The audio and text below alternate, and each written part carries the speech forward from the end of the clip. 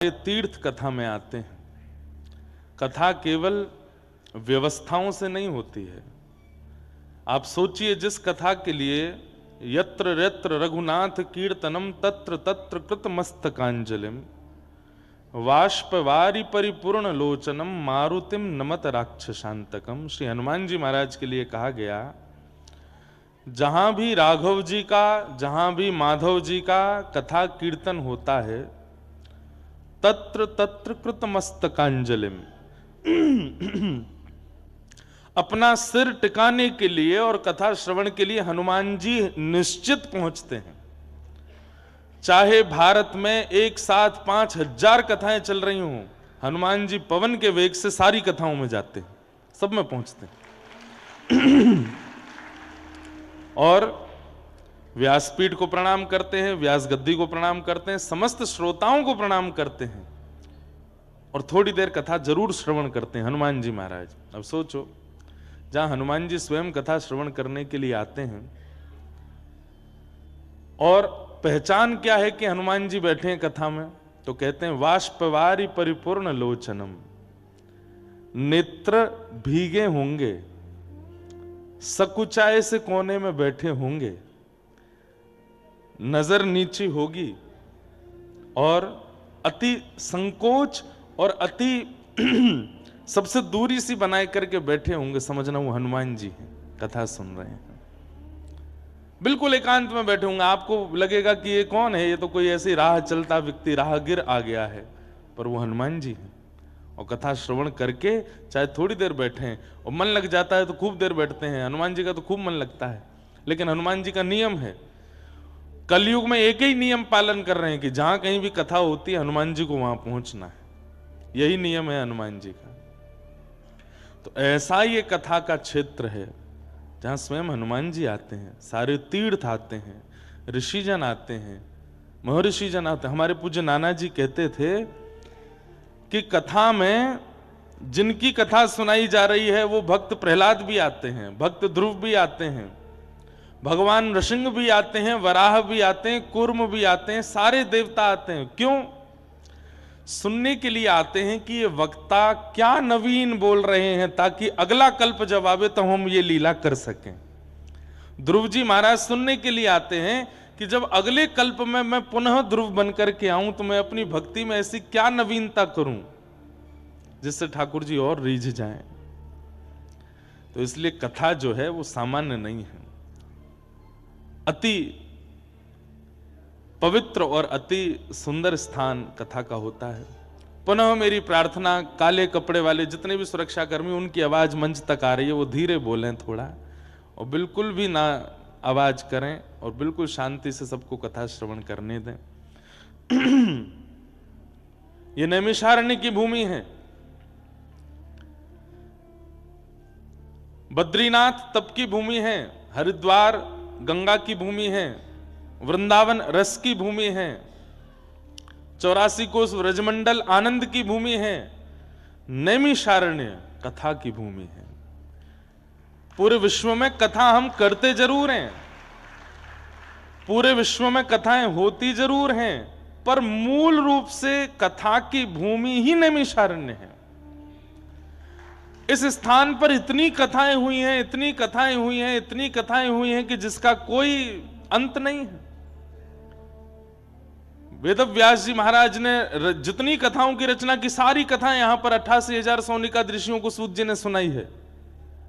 सबसे छोटी कथा से लेकर के सबसे बड़ी कथा भी यहीं हुई है, चाहे वो रामचरितमानस हो, चाहे वाल्मीकि रामायण हो, चाहे श्रीमद् भागवत हो, चाहे वराह पुराण हो, चाहे देवी भागवत हो, सारी कथाएं यहां पर हुई हैं। सबसे छोटी कथा कौन सी है? सत्यनारायण भगवान की कथा, वो भी यहीं हुई है। 88,000 सोनिका ऋषि सूत जी महाराज से पूछ रहे हैं और सूत जी उनको सत्यनारायण भगवान की कथा सुना रहे हैं यहीं पर। ये कथा की भूमि है। आज विश्व के सारे तीर्थों में लोग भ्रमण करते हैं, पर हिंदू वैदिक सनातन धर्मावलंबी नैमिषारण्य से कहीं ना कहीं बच रहे हैं। और मुझे ऐसा लगता है वे नहीं बच रहे हैं, कई बार तीर्थ अपनी पुरातनता को बचाने के लिए लोगों को यहां का दर्शन ही नहीं कराने देता है। क्योंकि हम लोग ज्यादा संख्या में जहां पहुंच जाते हैं वहां फिर सबकी दृष्टि पड़ती है तो फिर वहां व्यवस्था होने लगती हैं, पेड़ पौधे तोड़ काट दिए जाते हैं, होटल्स बनाने शुरू हो जाते हैं, फिर इतनी भीड़ हो जाती है कि फिर वहां का जो मूल रूप है वो खत्म हो जाता है। नैमिषारण्य अभी भी छिपा हुआ तीर्थ है, बहुत लोग यहां नहीं आ पाते, आ नहीं पाते। नैमिषारण्य चाहता नहीं कि वे आवें, ताकि यहां पुरातनता बनी रहे। ये नैमिषारण्य क्षेत्र है, यहां कथा सुनने का अभिप्राय, अरे जैसे बद्रीनाथ में कहते हैं ना कि कुछ मत करो, बैठे बैठे केवल श्वास लो, तो श्वास श्वास पर तप होता है बद्रीनाथ में। हमारे व्रज के लिए कहते हैं कि व्रज में पड़े रहो, कुछ मत करो, बैठी रहूं कुंजन के कोने, शाम राधिका गाऊं, किशोरी तेरे चरणन की रज पाऊं। तो व्रज वृंदावन में पड़े रहने से भजन हो जाता है, ऐसे ही नैमिषारण्य में पड़े रहने से कथा सुनने का लाभ भी मिल जाता है। ये नैमिषारण्य है, यहां का रोम रोम, यहां की वायु, यहां का कण कण कथा से निर्मित है। ये कथा की भूमि है नैमिषारण्य। भक्त भगवान के मिलन की भूमि है। मैं अभी जब नंद भैया बोल रहे थे तो उस समय लिख रहा था कि नैमिषारण्य क्षेत्र में क्या क्या है। मैं कहीं कथा सुनाते याद नहीं आया, तो जो जो मन में था सब लिखा। भक्त भगवान की मिलन की भूमि है। स्वयंभू मनु शत्रुपा ने इसी नैमिषारण्य क्षेत्र में आकर के तप किया। पृथ्वी के प्रथम मानव कौन है? पृथ्वी के प्रथम मानव स्वयंभू मनु, जिनके पुत्र होने के नाते हम आप सब लोग मानव कहलाए जाते हैं। स्वयंभू मनु शत्रुपा ने इसी भूमि पर आकर के भजन किया, और भगवान जब प्रसन्न होकर के प्रकट हुए, कहा कि वरदान मांगो, तो कहा आप पुत्र रूप में चाहिए।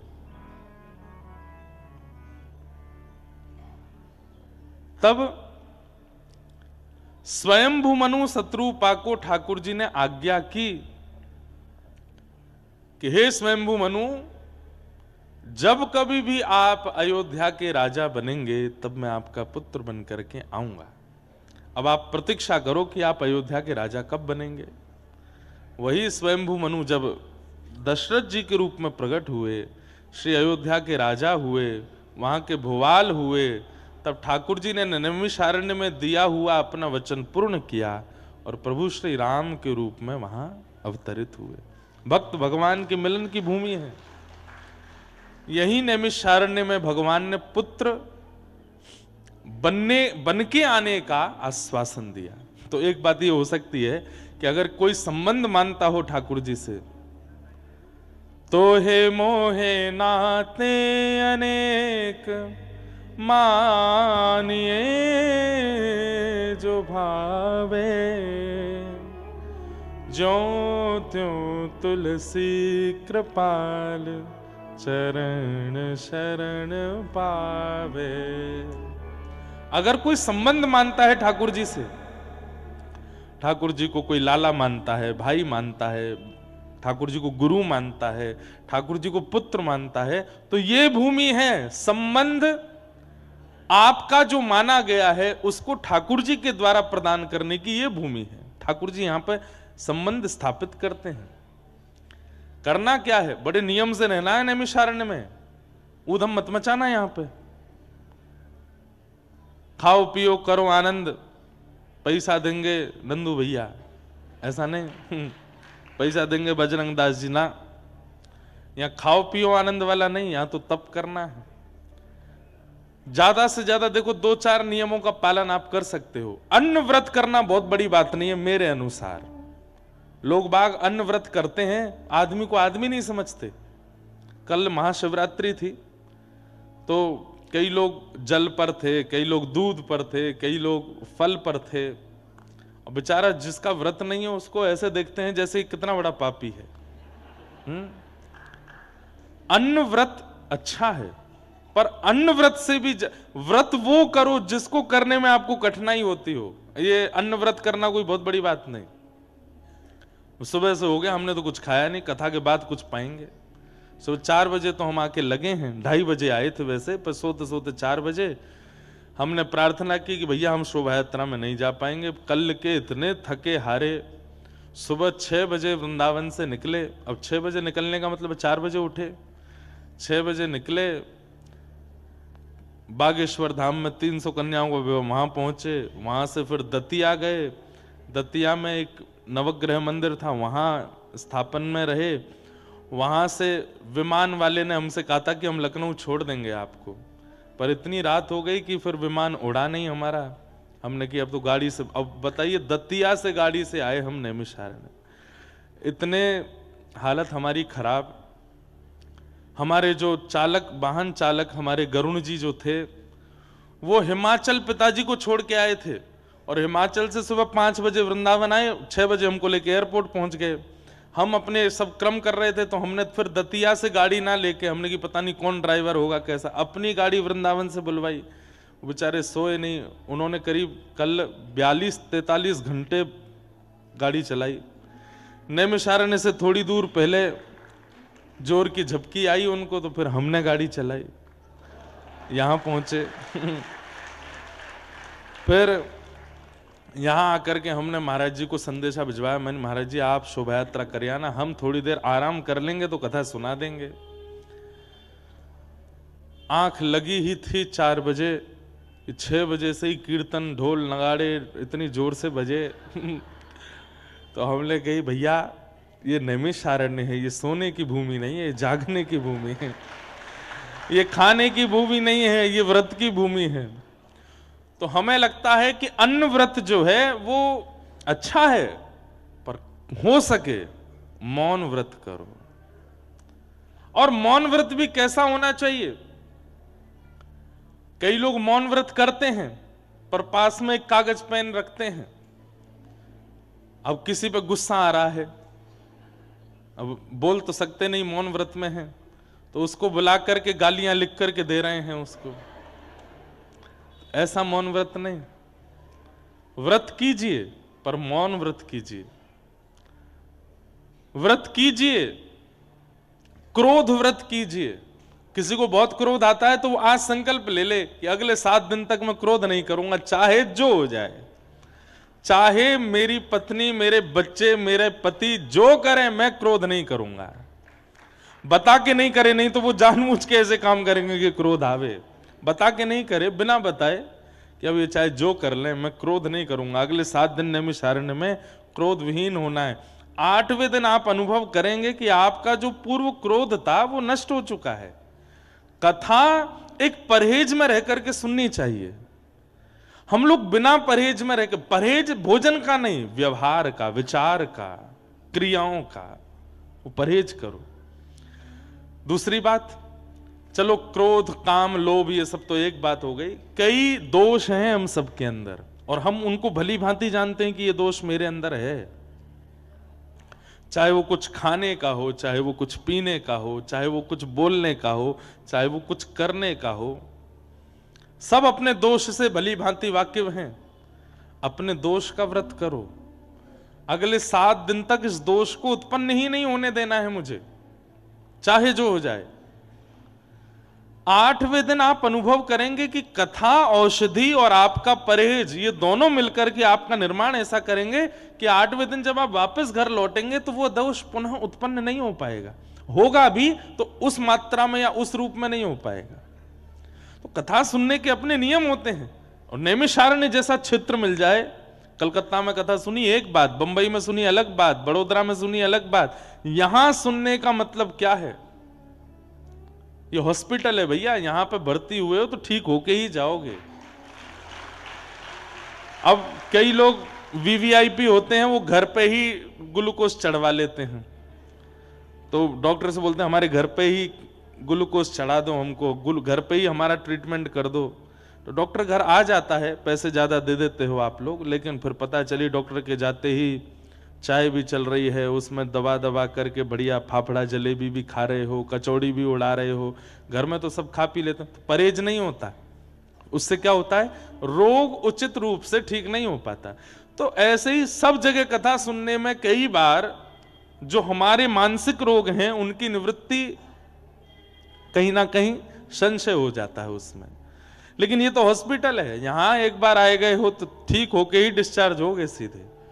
लेकिन उसके लिए नियम से रहिए, बहुत ध्यानपूर्वक रहिएगा।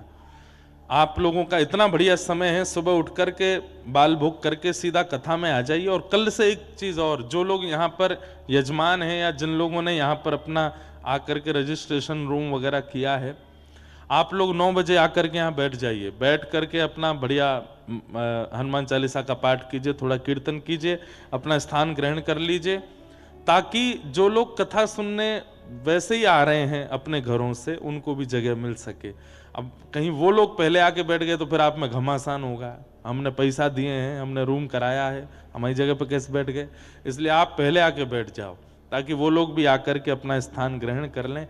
मेरा बहुत हृदय से मन है, मैं आप लोगों को नहीं, वास्तव में हनुमान जी को और यहाँ के वृक्ष वल्लरियों को कथा सुनाने आया हूँ। पहली बार नैमिषारण्य आया हूँ, मैं इस अवसर से चूकना नहीं चाहता। सब जगह की कथा का अपना एक रूप होता है, यहां मैं मूल कथा ज्यादा कहना चाहता हूं। श्रीमद् भागवत के मूल विषयों पर ज्यादा मैं प्रकाश डालना चाहता हूं, क्योंकि ये कथा की भूमि है, यहां कथा से मेरी वाणी पवित्र होगी। इसलिए आप सब लोग उसमें सहायक बनिएगा, बहुत नियम से, बड़े प्रेम के साथ, बड़े आनंद से कथा सुनिए। 1 बजे तक कथा सुन के फिर अपना प्रसाद आदि पाइए, गोमती तट जाओ, चक्र तीर्थ जाओ, बढ़िया बैठ करके अपना नाम जप करो, माला करो, जितनी देर सेवा आदि हो सके खूब भ्रमण करो। ये नैमिषारण्य क्षेत्र में आप सब लाभ लीजिए, भक्त भगवान के मिलन की भूमि। इसी नैमिषारण्य क्षेत्र में प्रभु श्री राम ने अब अश्वमेध यज्ञ किया, और उस अश्वमेध यज्ञ में लवकुश ने आकर के अपने पिता को प्राप्त किया।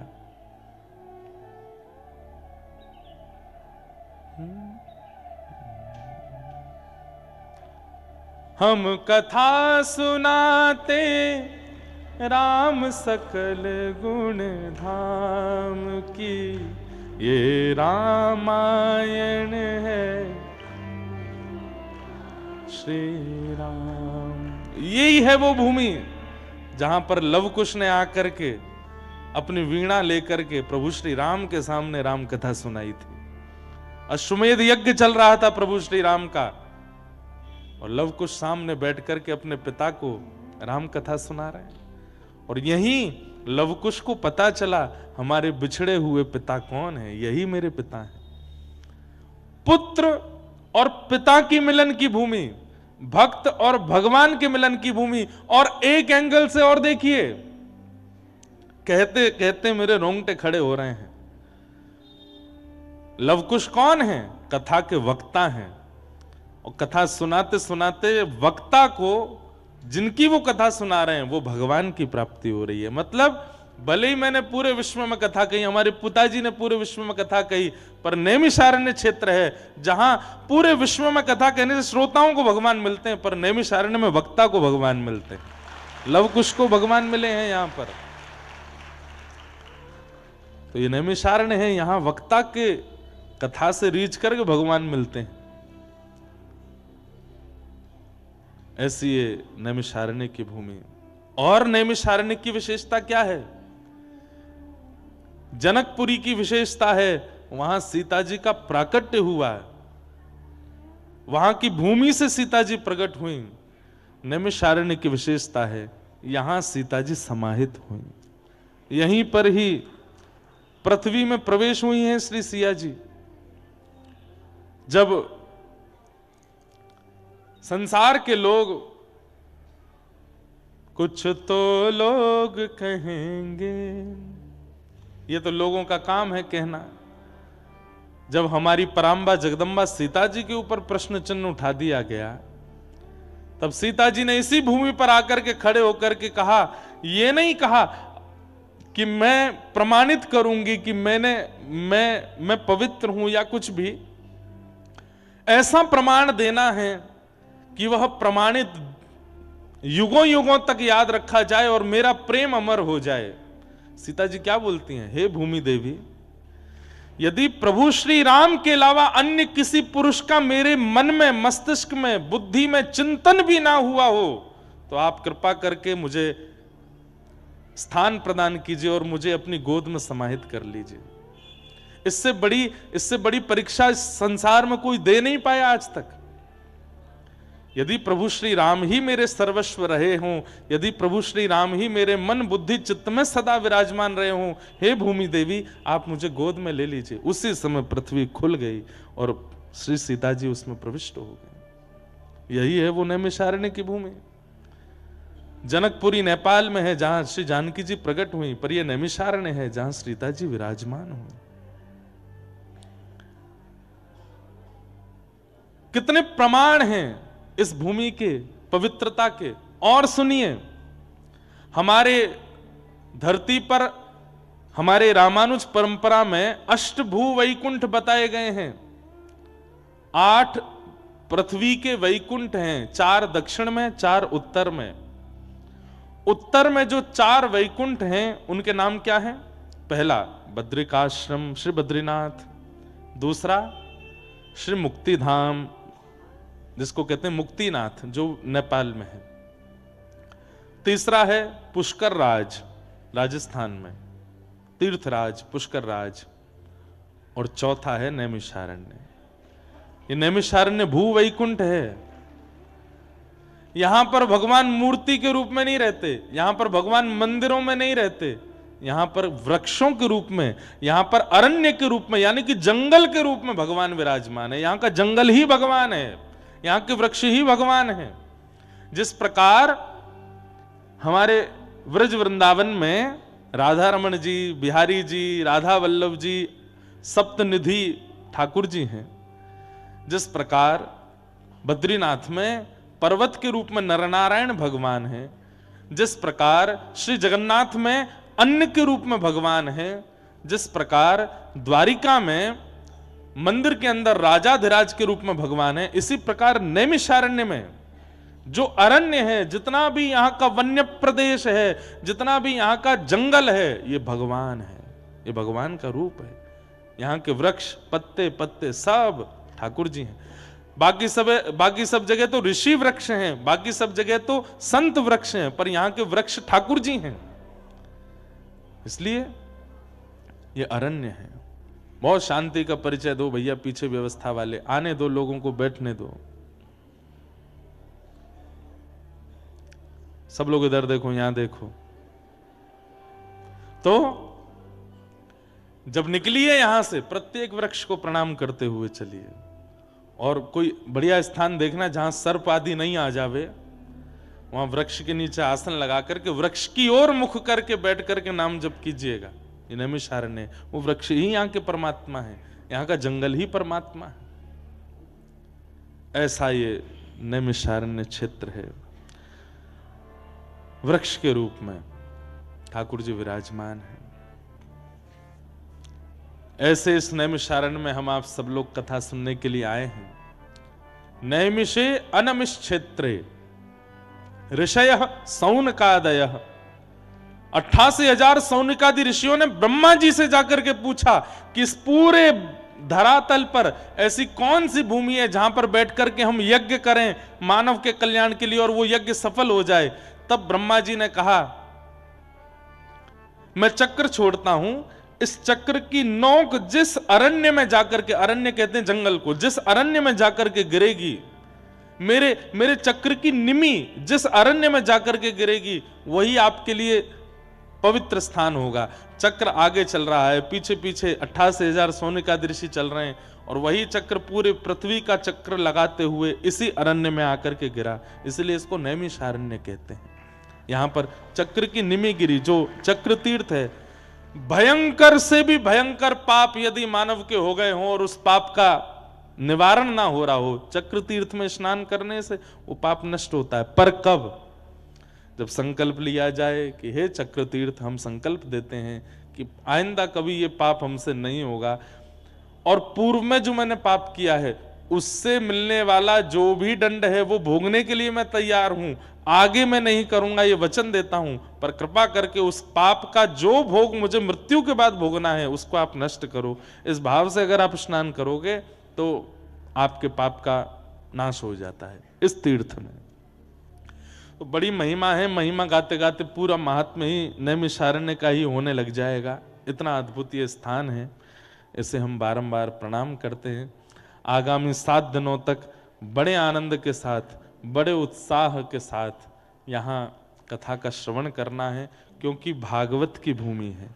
यहीं 88,000 सौनकादि ऋषियों को सूत जी ने कथा सुनाई है, जिस कथा को हम आप सब लोग श्रवण करते हैं। सच्चिदानंद रूपाय विश्वोत्पत्त्यादि हेतवे तापत्रय विनाशाय श्री कृष्णाय वयं नमः। सत्य, चैतन्य और आनंद 3 रूप हैं भगवान के। ठाकुर जी का प्रथम स्वरूप है सत्य, वे सत्य हैं। मैं इस भाव को ऐसा समझता हूं कि संसार में हर व्यक्ति के सामने उपस्थित होने पर भी आप असत्य का चिंतन कर सकते हो, पर ठाकुर जी के सामने आकर के आप कभी असत्य चिंतन नहीं कर सकते। व्यक्ति अपनी मां के सामने झूठ बोल सकता है, पिता के सामने झूठ बोल सकता है, पति पत्नी के सामने झूठ बोल सकता है, बच्चों के सामने, पिता, सबके सामने झूठ आ जाता है। बोल ना भी रहे हो तो मन में आ जाता है। पर ठाकुर जी के सन्मुख आकर के कोई व्यक्ति असत्य चिंतन नहीं कर सकता। अगर वो पाप करके आया है, दुनिया को छुपा लेगा, लेकिन ठाकुर जी के आगे आगे हाथ जोड़ के बोलेगा, आप सब जानते हो मैं कहां से आया हूं, क्या करके आया हूं, क्या क्या मैंने कर्म किए नाथ, सब पता है आपको, क्षमा करना नाथ। जिनके सामने असत्य चिंतन में भी नहीं आता, बोलना तो बहुत दूर की बात है, ऐसे परमात्मा जो हैं वो सत्य हैं। बंधु एक बात कहें, कई ऐसे महापुरुष भी हमारे जीवन में आते हैं, हम उनसे झूठ नहीं बोल पाते। उन्हीं को गुरु कहते हैं, जिनके सामने असत्य बोलने में भी, चिंतन करने में भी हृदय घबरा रहा हो। कई बालकों को मैंने देखा, अब उनके मित्रजन कहते हैं चल घूमने चलेंगे, माता जी से उनसे कह दो कि हम पढ़ने जा रहे हैं। मैं झूठ नहीं बोल सकता, मैं सबसे झूठ बोल लेता हूं। मेरे को मेरी मां के आगे झूठ बोलने में घबराहट होती है। उसकी मां ही उसकी गुरु है। क्यों? क्योंकि असत्य चिंतन भी नहीं कर पा रहा है। ये बहुत बड़ी बात है। पर अभी तो ऐसा नहीं है, संसार में हर व्यक्ति के सामने आप झूठ बोल सकते हो, लेकिन कुछ धार्मिक लोग ऐसे हैं, कुछ आध्यात्मिक जगत के महापुरुष ऐसे हैं, उनके सन्मुख आप झूठ नहीं बोल सकते। उनके सामने असत्य नहीं निकलता है। उसके 2 रूप हो सकते हैं, या तो उस व्यक्ति के चित्त में वास्तव में ठाकुर जी बैठे हैं इसीलिए आप असत्य नहीं बोल पा रहे, या फिर वही व्यक्ति आपका गुरु है, आपका पथ प्रदर्शक है, आपकी आत्मा समझ गई है उस बात को, इसलिए आपको झूठ बोलने से रोक रही है। बोले कि इसके सामने झूठ नहीं बोलना, यही तुम्हारा कल्याण करेगा, यही तुम्हारा उद्धार करेगा। ठाकुर जी के आगे और जिस व्यक्ति के आगे आप असत्य ना बोल सको, वो परमात्मा है। भगवान का प्रथम स्वरूप है सत्य। ठाकुर जी का दूसरा स्वरूप है चैतन्य। बहुत ध्यान से सुनिएगा, जड़ नहीं है भगवान, चैतन्य है। आज पीछे खाटू श्याम जी भगवान विराजमान है, यहां पर बालकृष्ण प्रभु विराजमान है, यहां पर राम दरबार विराजमान है। अभी आप अंदर गर्भगृह में जाके स्पर्श करोगे तो आपको जड़ता का अनुभव होगा। आपको लगेगा ये धनुष जड़ है, हाथ जड़ है, मुख जड़ है, छाती जड़ है, चरण जड़ है, सब जड़ता का अनुभव कराएंगे, पाषाण का अनुभव कराएंगे। मुझे ऐसा लगता है कि ठाकुर जी हमारे साथ खेल रहे हैं। कौन सा खेल खेल रहे हैं? विष अमृत एक खेल खेलते थे हम लोग बचपन में, और उसी के जैसा एक और खेल खेलते थे, उसको अंग्रेजी में हम सब बच्चे, हमारी उम्र के बच्चे खेलते थे, आपकी तो पता नहीं, हमारी उम्र के बच्चे खेलते थे स्टैचू। उसमें क्या 10 तक गिनती गिनो, 1 2 3 4 10 तक गिनो, और वो बालक ऐसे आंख बंद करके 10 तक गिनती गिनता था, तो पीछे उसके सब मित्र लोग अलग अलग आकृति बनाते थे, और जैसे ही 10 पूरा होता था वो पीछे मुड़ के देखता था तो सब स्थिर हो जाते थे। कोई ऐसे हो गया, कोई ऐसे हो गया, कोई ऐसे हो गया, सब अपनी आकृतियां बना करके स्थिर हो जाते। अब जिसने 10 तक गिनती गिनी उसका काम है, बोले क्या, ये जितने लोग मूर्ति बने हैं इनको हंसाओ। बिना छुए इनको चलाओ, इनके हाथ पांव डुलाओ। मुझे लगता है ठाकुर जी भी हमारे साथ वही खेल खेलते हैं। हम 9 तक गिनती गिनते हैं, 9 महीना मातृ गर्भ में रहते हैं, और जैसे ही 9 महीना बाद प्रकट होते हैं, सो ठाकुर जी स्थिर हो जाते हैं। बोले अब तू मुझे भजन के माध्यम से, कथा के माध्यम से, कीर्तन के माध्यम से, सेवा के माध्यम से, परिक्रमा के माध्यम से कैसे भी करके मुझे चला के दिखा। और एक और बात, अगर तुमने मूर्ति बने हुए उस व्यक्ति को हिला डुला नहीं पाए तो हार आपकी है। ये मूर्तिमंत खड़े हैं, पर मीराबाई ने इनको चला दिया। ये मूर्तिमंत खड़े थे, पर गोस्वामी तुलसीदास जी ने इनको हंसा दिया। ये मूर्तिमंत खड़े थे, पर सूरदास जी ने अपने पदों से इनको रुला दिया। नरसिंह मेहता ने इनको नचा दिया। पर हम आप सब लोग आज तक इतनी उम्र निकल गई हमारी, आज भी ऐसे ही खड़े हैं। इसका मतलब हम हार रहे हैं, हमारी हार हो रही है। ये आज तक सचल नहीं हो पाए। ये चैतन्य ही है, पर जड़ता का खेल खेल रहे हैं हमारे साथ में। और मानो हमें कहते हैं कि तुम कर सको तो मुझे चला के दिखाओ, मुझे डुला के दिखाओ, तुमको चैलेंज है। पर इनकी जीत हो रही है, इनकी विजय हो रही है। ये जीतते ही जा रहे हैं और हम हारते जा रहे हैं। आज तक इतना समय निकल गया, अभी तक भी इनको चला फिरा नहीं पाए। नरसिंह मेहता, आहा, ऐसे कीर्तन में तल्लीन रहते थे। उनके पिताजी का श्राद्ध होना था, नरसिंह मेहता जी के। बड़े भाई ने घर से निकाल दिया था नरसिंह मेहता जी को। तो नरसिंह मेहता जी बोले, बड़े भैया ने तो निकाल दिया, तो मैं अपने पिता का श्राद्ध स्वयं कर लेता हूं। नरसिंह मेहता अपने कुल पुरोहित के पास गए, तो कुल पुरोहित बोले कि भैया, आपने तो तुम्हारे बड़े भैया को बोल दिया कि हम सब तो उनके घर जाएंगे प्रसाद पाने। सब लोग ध्यान से सुनना। और एक बात बोलूं, एक पुण्य का काम और है, इस जगह पे कथा सुनना। अगर बगल वाला सो जाए तो कोहनी मार के उठा दो, बहुत बड़ा पुण्य मिलेगा आपको। अभी तक कोई सोया नहीं है, अभी तक तो सब बढ़िया ही है, पर यहाँ की हवा ऐसी है, यहाँ पे अभी भी ठंडक है, अभी भी बहुत बढ़िया माहौल है, यहाँ पे शुद्ध वायु चल रही है, आसपास पूरा जंगल प्रदेश है। और सुबह सुबह की कथा है, बाल भोग करके निद्रा आना स्वाभाविक होगा। इसलिए बगल वाला सोवे तो आप पूरी ताकत से कोहनी मार के उसको उठा सकते हो। उसको लग जाएगी तो भी आपको दंड नहीं मिलेगा, आपको पुण्य मिलेगा, आपने उसको सोते हुए को उठाया है। इसलिए कोई सो जाए तो उसको उठा देना। हाँ, तो नरसिंह मेहता, बहुत ध्यान से सुनिएगा। भाई ने घर से निकाल दिया, कुल पुरोहित के पास गए, तो कुल पुरोहित जन भी सब बड़े चिढ़ते थे। ब्राह्मण जन भी, ये नागर वंशीय ब्राह्मण थे, तो ब्राह्मण भी इनसे बड़े चिढ़ते थे। क्यों? बिना वेद शास्त्र पढ़े, बिना कुछ भजन, बिना कुछ विद्वत्ता की बात किए इतनी भीड़ क्यों लगी रहती है नरसिंह मेहता के पास, इसलिए वो भी जलते थे। नरसिंह मेहता ने कुल पुरोहित से जाके कहा, मेरे पिता का श्राद्ध है, आप प्रसाद पाने आओगे? तो कुल पुरोहितों ने भी कह दिया कि हम तो तुम्हारे बड़े भैया के यहां जाएंगे, उन्होंने हमको पहले निमंत्रण दिया है, तुम अपनी व्यवस्था कुछ और करो। तो नरसिंह मेहता बेचारे ढूंढने लगे, अब मेरे यहां कौन ब्राह्मण आएंगे। किसी अन्य ब्राह्मण के पास गए, तो उसने मन में विचार किया कि नरसिंह मेहता को इतनी बड़ी व्यवस्था बता दो कि अपने आप मना कर दे। क्या व्यवस्था बताई? बोले कि देखो नरसिंह, तुम्हारी छवि जो है वो पूरे जूनागढ़ में खराब हो गई है, पिता का श्राद्ध है और छवि बनाने का भी एक बढ़िया समय है। तो बोले क्या करना है? बोले तुम जितने ब्राह्मण हैं सबको निमंत्रण दो। तो नरसिंह मेहता बोले आप जाके सबको बोल दो, मुझे कोई दिक्कत नहीं, मैं सबको प्रसाद पाऊंगा। नरसिंह मेहता ने सोचा 200-300 ब्राह्मण होंगे, और उस ब्राह्मण ने जाके 4000 परिवारों को निमंत्रण दे दिया। नरसिंह मेहता बेचारे बड़े सामान्य से थे, इतनी ज्यादा व्यवस्था उनके पास थी नहीं।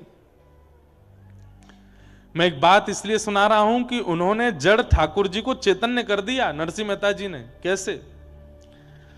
4,000 ब्राह्मणों को निमंत्रण दे दिया। नरसिंह मेहता ने घर जाकर के पत्नी से कहा 200-300 ब्राह्मण आएंगे, तुम प्रसाद की व्यवस्था करो। बोले हैं 200-300 ब्राह्मण? यहां पे 2 लोगों के प्रसाद की व्यवस्था नहीं, घर में तुम 200-300 ब्राह्मणों को निमंत्रण दिया है?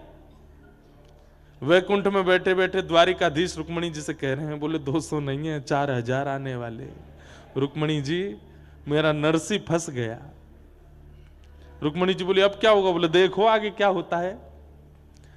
नरसिंह मेहता जी बोले देवी 200 ब्राह्मणों की प्रसादी बनाओ। बोले कहां से बनेगी, हमारे यहां व्यवस्था नहीं। बोले मैं एक काम करता हूं, एक सेठ जी हैं, वो मेरा कीर्तन कराते हैं, मुझसे बहुत प्रेम मानते हैं, मैं उनके यहां से थोड़ा कर्जा ले आता हूं और उससे हम 200 ब्राह्मणों का भोजन करा देंगे।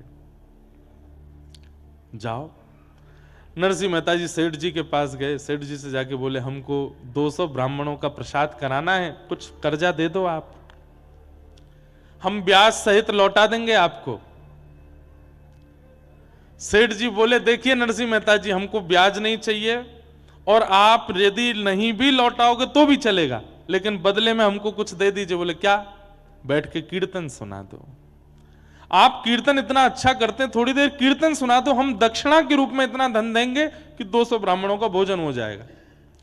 नरसिंह मेहता बोले मैं कीर्तन तो सुना दूंगा, पर कीर्तन करते करते करते करते जब मैं भाव में चला जाता हूं तो मैं कितने घंटे हो गए, कितने दिन निकल गए, मैं भूल जाता हूं।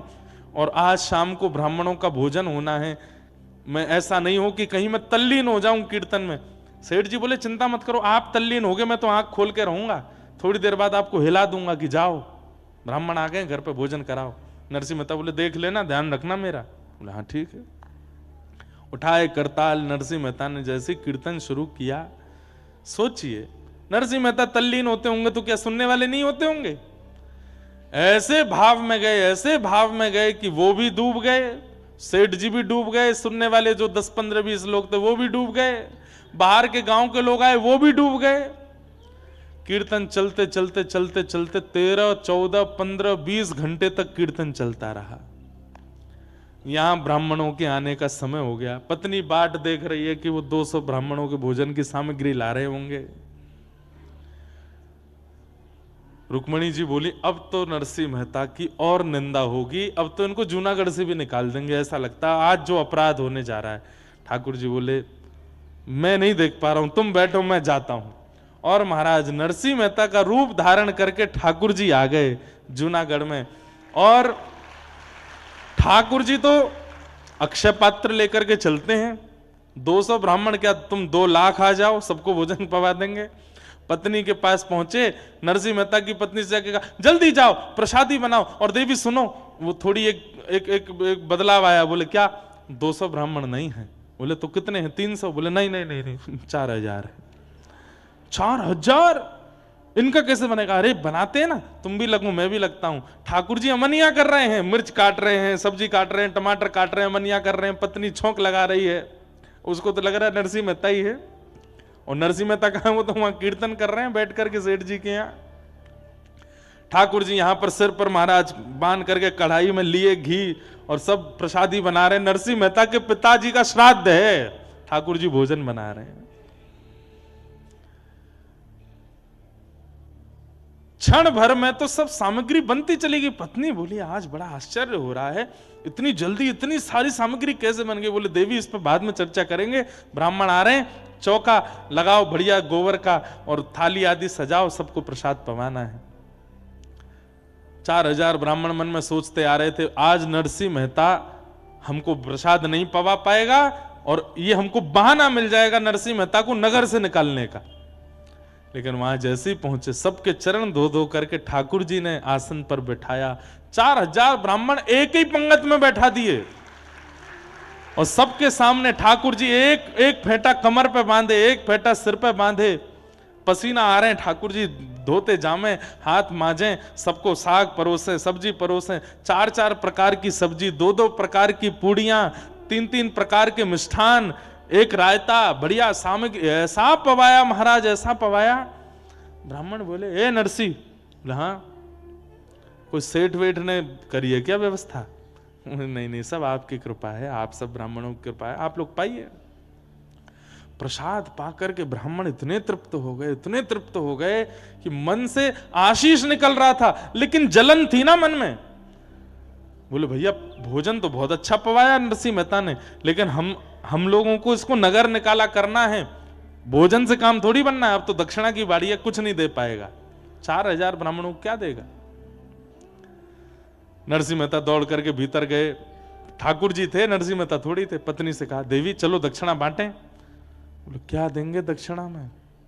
बोले सब व्यवस्था है, चिंता मत करो। एक बैलगाड़ी भरी रखी थी, कपड़ा हटाया, उस पर छोटी छोटी पोटलियां थी, पत्नी को देते जाओ। बोले तुम बांटती जाओ सबको। बोले इसमें है क्या? बोले कुछ नहीं है, तुम देते जाओ। पत्नी ने धीमे से पोटली खोल के देखी तो हर पोटली में 12-12 सोने की मोहर और 4000 ब्राह्मणों को बंटवाई। ब्राह्मण भी पोटली हाथ में लें तो हे नरसिंह क्या पत्थर भर के दिए हैं क्या? नहीं नहीं, सब आपकी कृपा है, आपका अनुग्रह। ब्राह्मणों ने जब खोल करके देखा, आज तक भोजन के निमंत्रण में 1 पैसा मिलता था तो ब्राह्मण फूले नहीं समाते थे कि 1 पैसा मिला हमको, सबसे बड़ी दक्षिणा है 1 पैसा। आज क्या मिला? 12 सोने की मोहर। मतलब ये ब्राह्मण, इनके बालक, इनके बालकों के बालक, बालकों के बालक, कम से कम 4 पीढ़ी तक भी अगर कुछ नहीं करेंगे तो इन्हीं मोहरों पर पेट पल जाएगा सबका। इतनी दक्षिणा देख करके सब ने तो भैया नरसिंह मेहता और पत्नी दोनों को एक साथ बैठा करके ब्राह्मणों ने स्वस्ति वाचन किया, ऊपर अक्षत डालने। अरे नरसिंह मेहता जी, मैं तो कहता हूं नरसिंह मेहता जी के पिता कितने भाग्यशाली कि उनके श्राद्ध में ठाकुर जी ने भोजन बनाया, अपने हाथ से पवाया।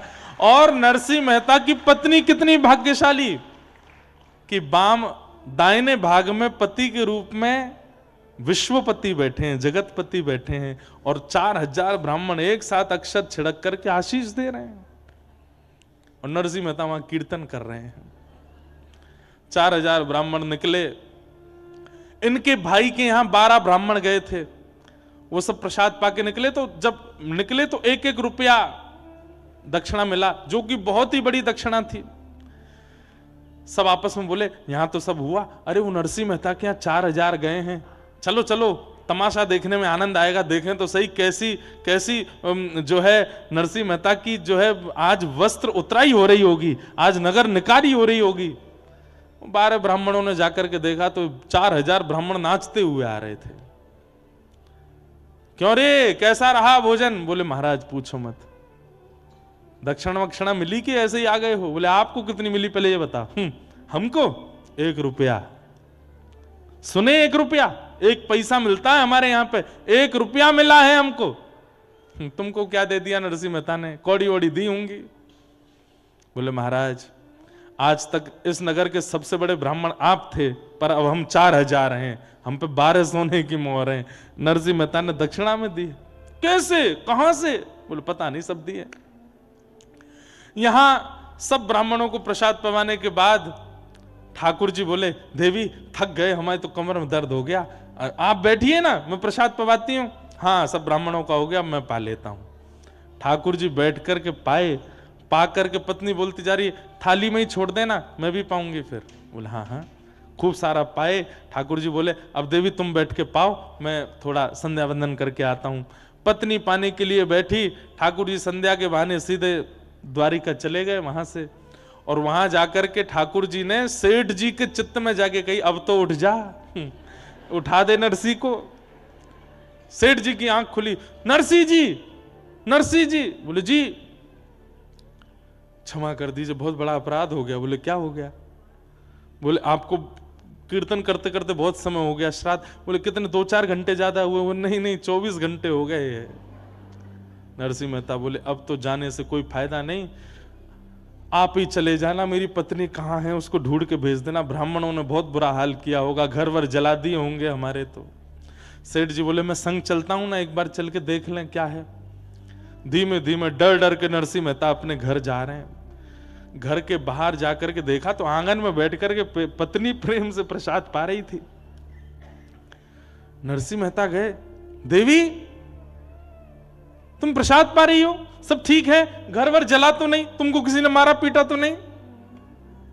अरे क्या, कौन मारेगा, प्रसाद पानी दीजिए थोड़ा प्रेम से। तुम प्रसाद पा रही हो, पिताजी का श्राद्ध नहीं हुआ, ब्राह्मण आए थे क्या, कुछ कहा तो नहीं? कैसी बात करते हैं? संध्या करने गए थे, हाथ पांव धोने गए थे, पूरी याददाश्त धो के आए हो क्या? सब कर गए ब्राह्मण भोजन, 4000 ब्राह्मण आए थे, क्या बढ़िया, सब आनंद से हुआ, देखो अब ये प्रसाद। नरसिंह मेहता बोले क्या कह रही हो तुम? बोले आप ऐसे आश्चर्य में पूछ क्यों रहे हो? नरसिंह मेहता जी ने सब सत्य बताया। बोले देवी मैं 24 घंटे बाद आया हूं, मैं कीर्तन करने गया था, 24 घंटे तक मैं नहीं आया था, यहां 24 घंटे में क्या हुआ मुझे बताओ। पत्नी के नेत्र सजल हो गए। बोले आप नहीं थे? बोले ना। सब्जियां कौन काट रहा था भीतर? फेंटा बांध करके, सिर पर स्वापा बांध के, बार बार मेरे से हाथ से कढ़ाई छीन करके कौन चला रहा था? रबड़ी को, रायते को किसने बनाया? सब ब्राह्मणों को, 4000 ब्राह्मण आए थे, सबको 4000 आए थे। बोले हाँ, सबको प्रसाद पवाया, 12-12 सोने की मोहर दी, आप नहीं थे तो कौन थे? नरसिंह मेहता के नेत्र सजल हो गए। बोले देवी तुम्हारे चरण कहां है, मैं प्रणाम कर लूं? मेरे द्वारिकाधीश आए थे, मैं नहीं था, मेरे नाथ आए थे, मुझे बस ये बता दो वो कहां बैठे थे, कहां चले थे, उनकी चरण रज होगी, मैं उसी को माथे से लगा लूं। पत्नी बता रही है यहां चले थे। नरसिंह मेहता लेट लेट करके उस स्थान को प्रणाम करते हैं, द्वारिकाधीश को पुकार रहे हैं, नाथ क्यों किया आपने ये सब, क्या आवश्यकता थी?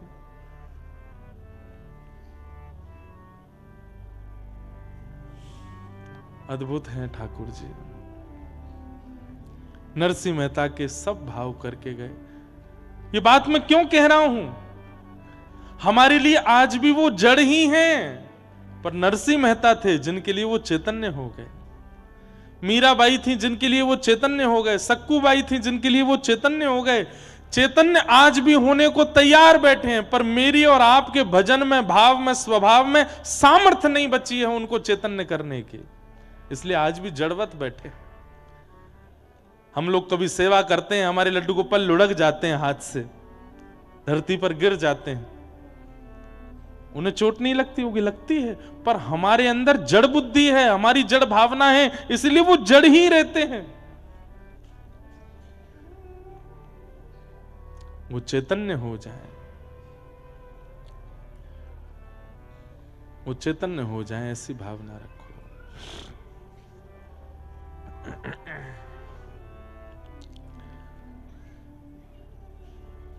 तुम्हें छोड़ सुन नंद दुलारे, कोई न मीत हमारो। तुम्हें छोड़ सुन नंद दुलारे, कोई ना भैया मीत हमारो। वैसे तो हर कथा में ये विनती होनी चाहिए, पर नैमिषारण्य में विशेष विनती करके जाओ। मैं कहूं मैं 29 वर्ष का हो गया, आप कहो आप 50 के, 60 के, 55, 70 के, या 25 के, 30 के, 35 के, जितने के भी हुए हो, नाथ बस अब इतने दिन जड़ता का अनुभव कर लिया, अब इन 7 दिनों में ऐसी हमारे हृदय की स्थिति कर दो कि लौट के जब आपकी सेवा में पुनः आवे, अब आप चैतन्यता का अनुभव कराओ। अब आपको स्पर्श करके ऐसा ना लगे कि आप अष्ट धातु के हो, आप मार्बल के हो, या आप किसी पत्थर के हो, आप चैतन्य हमारी तरह हो, बस इतना अनुभव करा देना नाथ। बस उसी में मेरा मैं कृतकृत्य मानूंगा अपने आप को। तुम्हें छोड़ सुन नंद दुलारे, कोई ना मीत हमारो। तुम्हें छोड़ सुन नंद दुलारे, कोई ना मीत हमारो। किसके द्वारे जाए पुकारूं, और न कोई सहारो। किसके द्वारे जाए पुकारूं, और ना कोई सहारो। एक बार हृदय से लगा लो, ओ मेरे प्रियतम, हाँ एक बार हृदय से लगा लो। ओ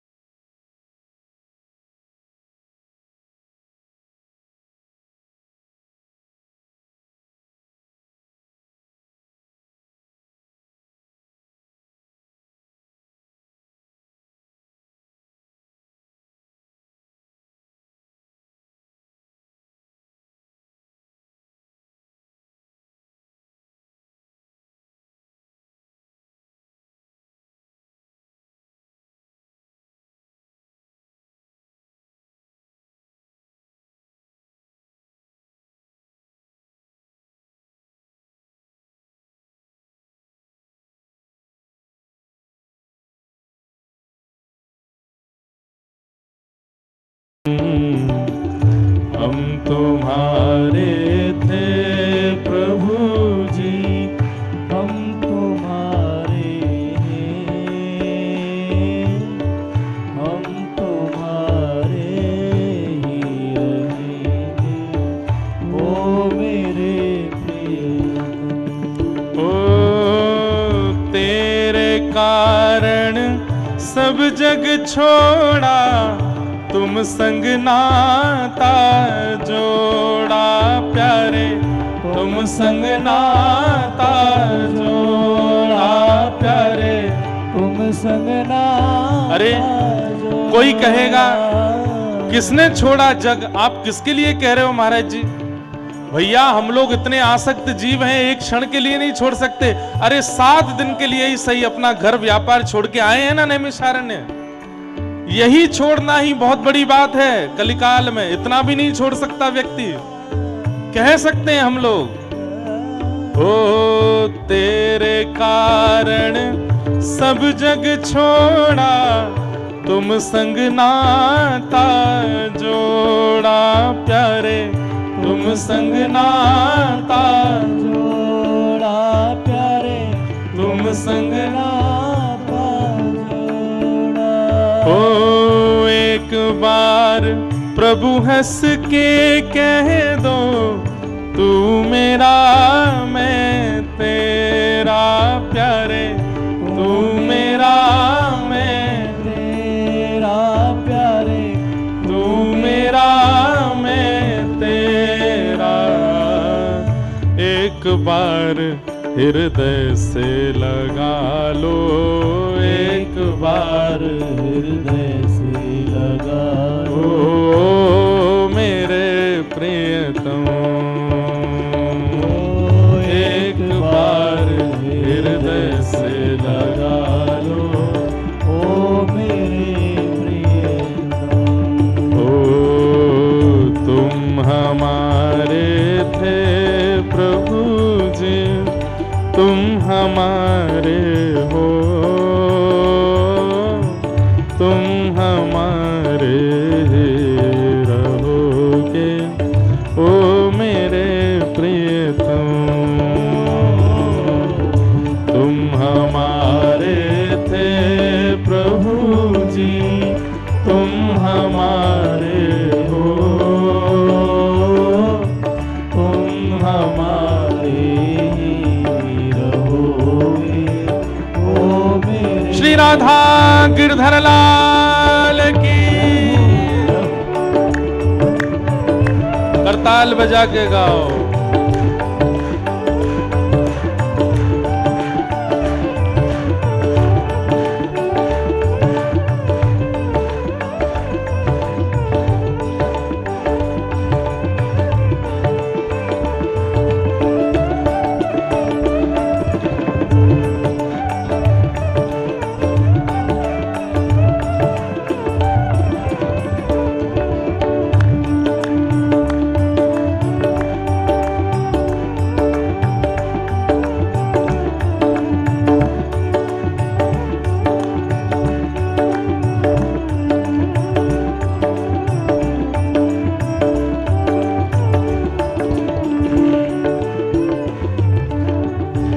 दास की विनती सुन लीजो ओ ब्रजराज दुलारे। दास की विनती सुन लीजो ओ ब्रजराज दुलारे। दास की विनती सुन लीजो ओ ब्रजराज दुलारे। दास की विनती सुन लीजो ओ ब्रजराज दुलारे। आखिरी आश यही जीवन की पूर्ण करना प्यारे। आखिर आस यही जीवन की पूर्ण करना प्यारे। ओ अब तो आके बाह पकड़ लो, अब तो आके बाह पकड़ लो ओ मेरे प्रियतम। हाँ अब तो आके बाह पकड़ लो ओ मेरे प्रियतम। ओ तुम हमारे थे प्रभु जी, तुम हमारे हो, तुम हमारे रहोगे ओ मेरे प्रियतम। तुम हमारे थे प्रभु जी, तुम हमारे हो,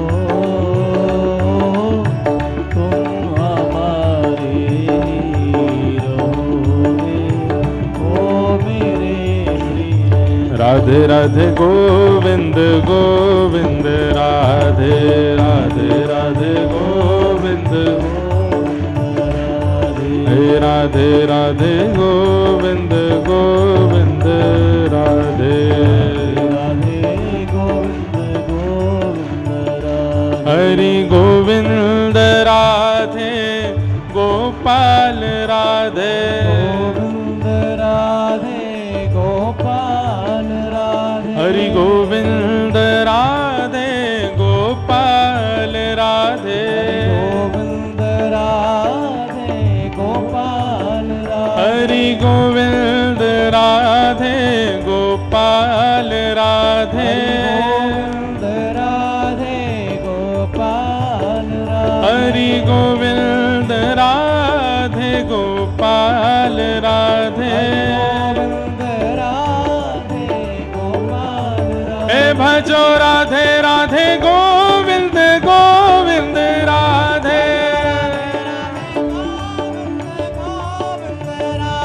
भजो राधे राधे गोविंद गोविंद राधे। देखो नैमिषारण्य में इतनी संख्या में लोग कथा में आते नहीं है, ये आ गए हैं बड़ी बात है।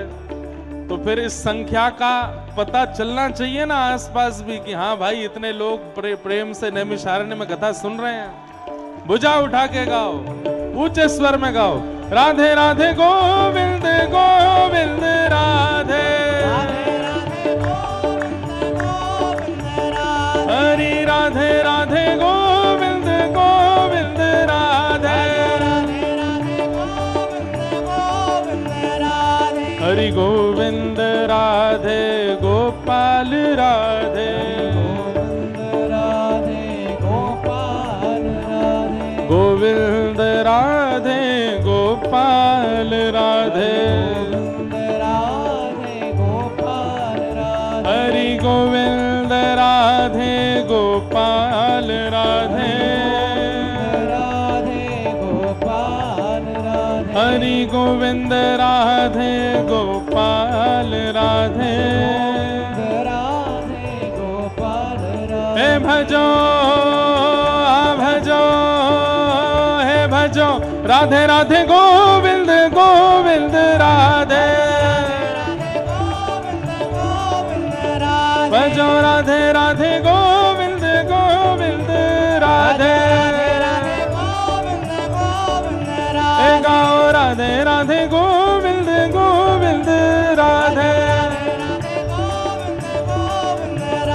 भजो राधे राधे गोविंद गोविंद राधे राधे गोविंद गोविंद हे राधे भजो राधे राधे गोविंद गोविंद राधे राधे राधे गोविंद गोविंद जय जय श्री राम जय जय श्री राधे जय जय श्री राधे।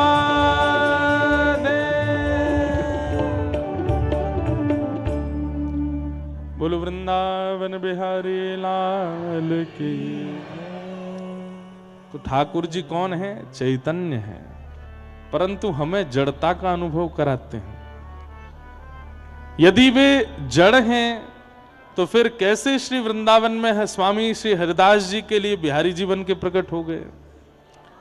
यदि वे जड़ हैं तो कैसे मधु पंडित के लिए गोपीनाथ बन के आ गए? यदि वे जड़ हैं तो कैसे पुंडलीक के लिए श्री विट्ठल बन करके महाराष्ट्र में पहुंच गए? वे जड़ नहीं है, वे चैतन्य हैं। पर हमारे हृदय की चैतन्यता उनको चैतन्य बनाती है। हम जड़ हैं, इसलिए ठाकुर जी भी जड़ ही रहते हैं हमारे सामने। वाह, बहुत सुंदर भाव। तो ठाकुर जी का दूसरा रूप क्या है? चैतन्य। और तीसरा रूप क्या है? आनंद।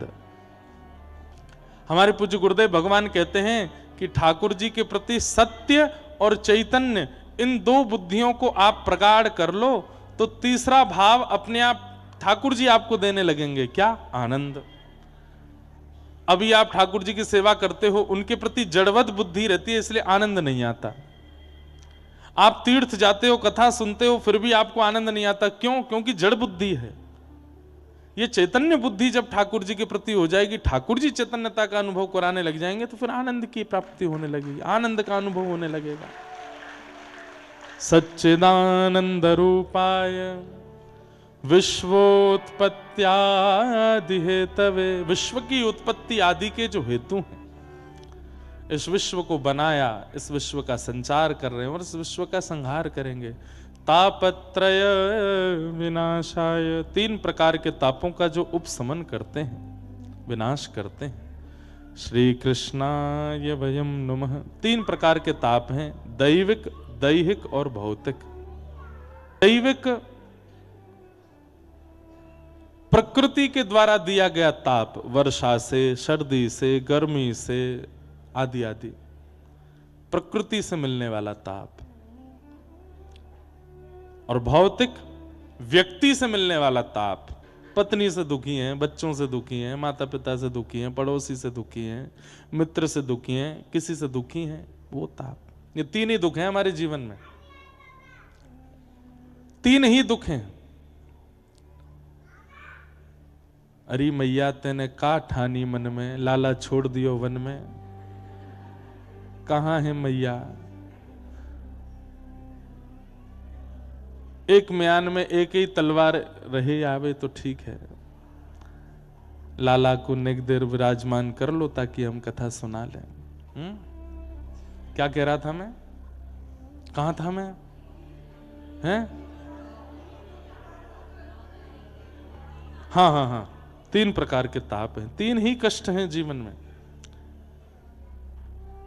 या तो हम शरीर से दुखी हैं, या तो हम प्रकृति के किसी क्रिया से दुखी हैं, या किसी व्यक्ति से दुखी हैं। चौथा एक दुख का कारण और है, दूसरे के सुख से दुखी हैं। वो इतना प्रसन्न क्यों है, वो सुखी क्यों है? किसी के दुख का कारण केवल ये है कि कोई सुखी है, कोई हंस रहा है, कोई प्रसन्न है। किसी के दुख का कारण ही यही है कि वो हंस क्यों रहा है। तो ठाकुर जी के शरण में रहने वाला व्यक्ति इन समस्त प्रकार के दुखों से निवृत्त रहता। निवृत्त रहता मतलब दुख तो आते हैं पर उस पर ज्यादा फर्क नहीं पड़ता, प्रसन्न रहता है, उनसे ज्यादा उसको विचलनता नहीं होती। हम कथा करते हैं हमारे जीवन में दुख नहीं है, ऐसा नहीं है, है पर प्रभाव किस पर ज्यादा होता है उससे पता चलता है कि वो भगवत भक्त है कि नहीं। गोस्वामी तुलसीदास जी का इतना अपमान किया था उस समय पर जब गोस्वामी जी ने मानस की रचना की, इतना अपमान किया गया, लेकिन आज भले ही मानस जी को घर घर में पढ़ाया जाता है, उस समय किसी ने स्वीकार नहीं किया था। लेकिन गोस्वामी जी ने स्पष्ट कर दिया कि मैंने ये रचना किसी व्यक्ति विशेष को प्रसन्न करने के लिए नहीं की। स्वांत सुखाय तुलसी रघुनाथ गाथा। मैं चाहूं तो अनेक भाषाओं में मानस की रचना कर सकता था, लेकिन अपने आप को सुख देने के लिए मैंने अवधी भाषा का प्रयोग किया, और आज वही अवधी भाषा में सब लोग पढ़ रहे हैं, अपना कल्याण कर रहे हैं, कृतार्थ हो रहे हैं। तो संसार का काम है बंधुओं, कभी यश देंगे कभी अपयश देंगे। तो इस संसार में दुख तो सबके जीवन में आता है, पर उस दुख को आप कितना भारी भरकम रूप से लेते हो ये आपके ऊपर निर्भर। एक मेरे को बहुत अच्छी बात याद आई, ध्यान से सुनना। ठाकुर जी वंशी धारण कैसे करते हैं? ऐसे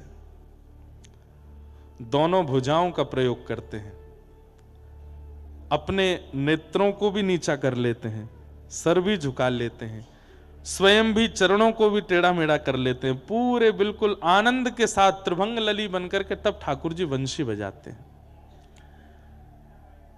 वंशी में वजन कितना होता है? 50 ग्राम होता होगा, 100 ग्राम होता होगा। उसको ठाकुर जी ऐसे धारण करते हैं जैसे कितनी भारी है। भारी वस्तु को, अब ये स्पीकर रखा है, इसको मुझे उठाना हो तो मैं टेढ़ा होऊंगा, नीचे झुकूंगा, जोर लगाऊंगा, अपने होठ मीचूंगा, तब जाकर के इसको उठाऊंगा। भारी वस्तु को उठाने में अंग को तोड़ा जाता है, मरोड़ा जाता है, सब प्रकार के बल लगाए जाते हैं, दोनों हाथ लगाए जाते हैं। ठाकुर जी वंशी धारण करते हैं ऐसे जैसे कितनी भारी हो, लेकिन 7 कोस लंबे चौड़े गिरिराज पर्वत को धारण करते हैं ऐसे। इसका मतलब क्या है? ताली पहले बजा दी, सब मजा किरकिरा कर दिया। बात तो सुनो पहले पूरी। वंशी क्या है? तत्प्रेम रूपिका। वंशी प्रेम प्रदान करती है। वंशी कोई अत्यंत दुखी भी हो तो उसको सुनकर के आनंदित हो जाता है, प्रेम में घुल जाता है, निमग्न हो जाता है। आहा, व्रज की व्रजांगनाएं गोपियां सब दौड़ी चली आती हैं ठाकुर जी की वंशी सुनकर के। केवल व्रजांगना गोपियां ही नहीं, सारे वंचर जीव भी ठाकुर जी की वंशी सुनकर के आनंदित हो जाते हैं। गैया भी दौड़ी चली आती हैं।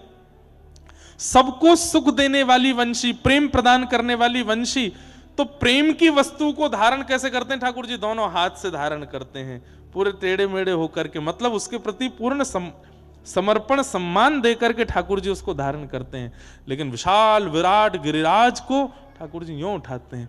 हमको ठाकुर जी संकेत कर रहे हैं, जीवन में आने वाले विषाद, दुख, पीड़ा भले ही कितने भी बड़े पहाड़ की तरह हों, ऐसे उठाओ, और जीवन में आने वाला प्रेम, भक्ति, भाव, भजन, उसको ऐसे धारण करो, दोनों भुजाओं से, हृदय से लगा करके।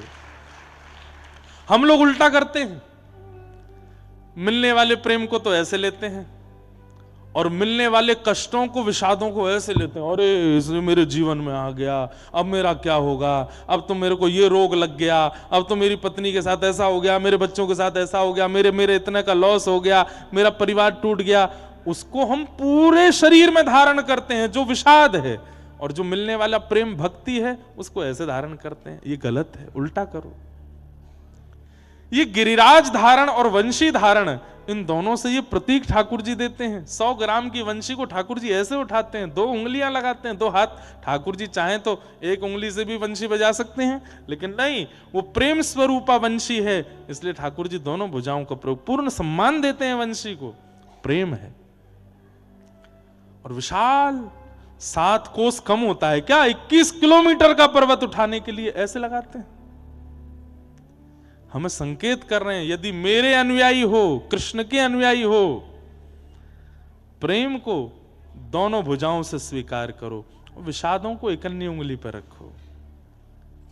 इसीलिए तापत्रय विनाशाय। ताप जीवन में नहीं आएंगे ऐसा नहीं है, आएंगे, पर वो आपके ऊपर ज्यादा प्रभाव नहीं डाल सकते, ज्यादा आपको तोड़ मरोड़ नहीं सकते, ज्यादा आपको विचलित नहीं कर सकते। बुरा नहीं मानना,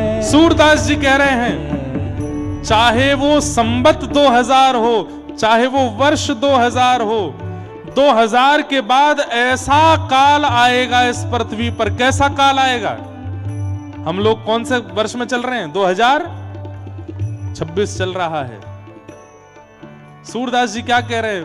पूरब पश्चिम उत्तर दक्षिण, पूरब पश्चिम उत्तर दक्षिण, चहुदिश काल फिरे हो, चहुदिश काल रे मन धीरज क्यों ना धरे, रे मन धीरज क्यों ना धरे। सूरदास जी कह रहे हैं 2000 वर्ष के बाद ऐसा योग आएगा, उत्तर दक्षिण पूरब पश्चिम चारों दिशाओं से काल का आक्रमण होगा। 2020 में कोरोना महामारी आई थी।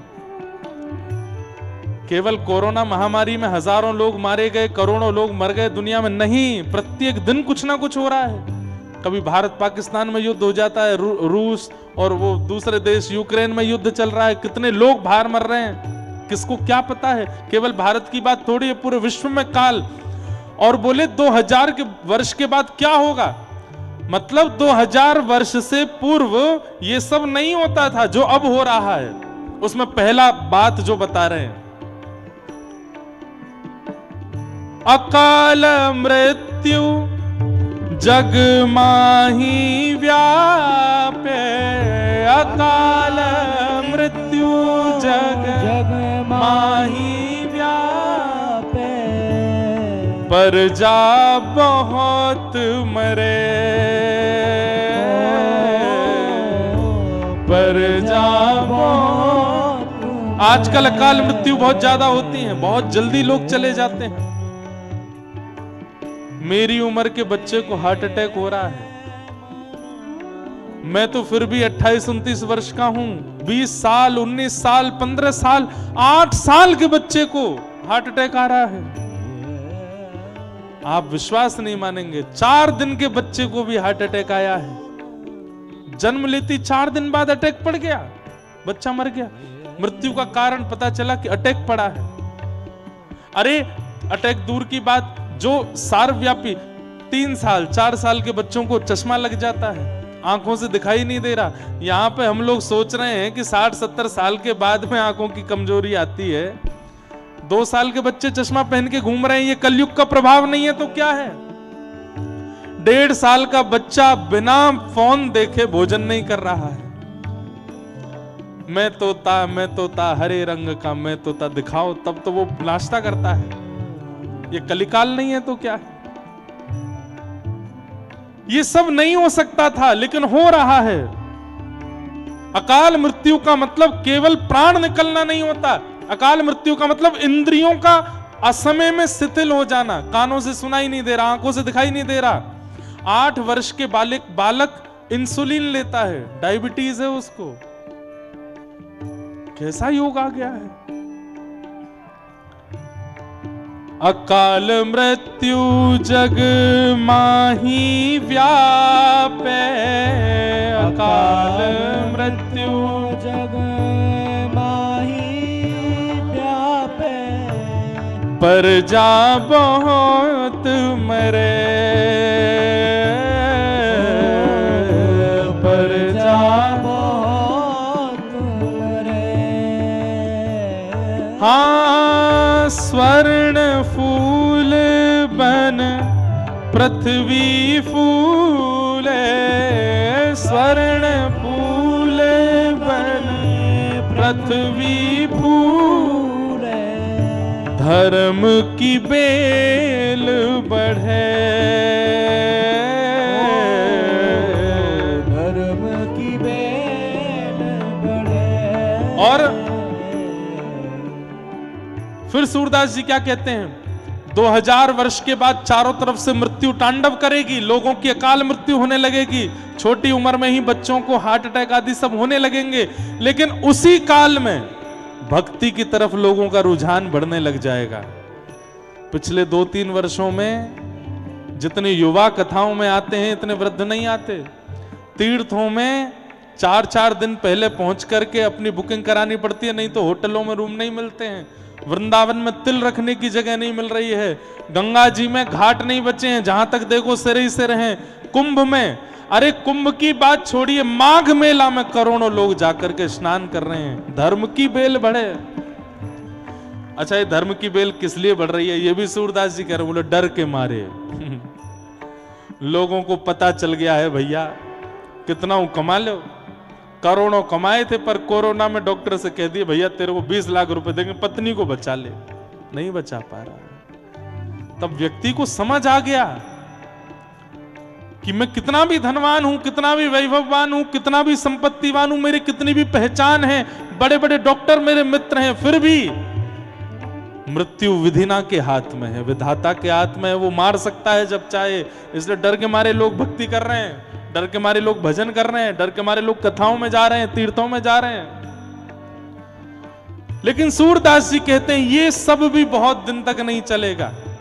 डर के कारण एक समय ऐसा आएगा कि 100 वर्ष के लिए ऐसा लगेगा जैसे सतयुग आ गया हो। 60 वर्ष लगी सतयुग व्यापे, 60 वर्ष लगी सतयुग व्यापे, सुख की दया फिरे, सुख की दया। ये 2020 में अभी भक्ति काल फिर से आ गया है, पर यह बहुत समय दिन तक नहीं जाने वाला है। कुछ समय के लिए भक्ति अपना उतार बिल्कुल ऊपर जाएगी, हाइट पर। गोस्वामी सूरदास जी कह रहे हैं ये बीच में भक्ति बढ़ेगी, लेकिन अब बढ़ने के बाद जिस दिन गिरेगी फिर कभी नहीं उठेगी। अभी बढ़ रही है, इसी बढ़ते हुए काल में ही निपट लीजिए इस संसार से।